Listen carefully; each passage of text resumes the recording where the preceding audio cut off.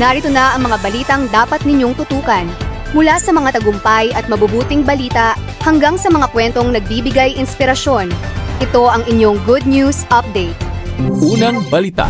Nahaharap sa posibleng parusang kamatayan ang isang 41 years old na Filipino-American matapos kasuhan ng 47 mabibigat na krimen, kabilang ang sexual abuse sa mga bata. Nakakuha rin ang mga autoridad ng libu-libong video bilang ebidensya habang nagpapatuloy ang paglilitis. Next news.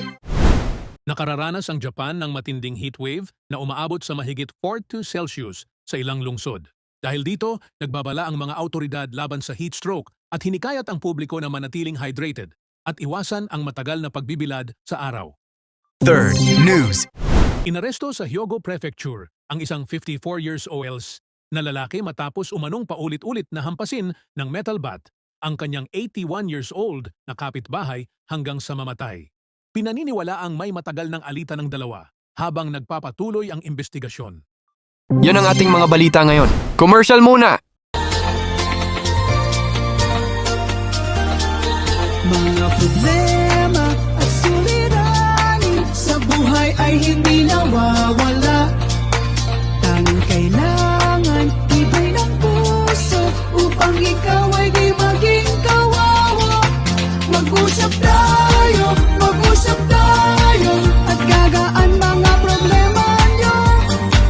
Mga pagsubok sa ating buhay. May promo tayo, huwag palampasin! May kailangan ka bang iprosesong dokumento?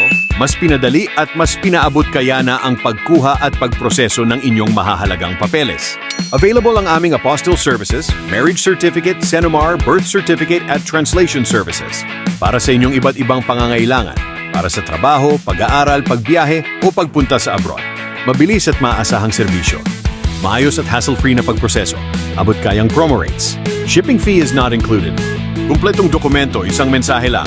I-message na ang aming page Mag-usap Tayo by Vicky Ozawa para sa mga katanungan at detalye ng aming mga serbisyo at promos. Like, share at follow ang aming page para sa iba pang updates at espesyal na alok.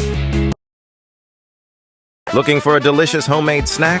Try our very own Nutflix. Homemade Filipino garlic fried peanuts.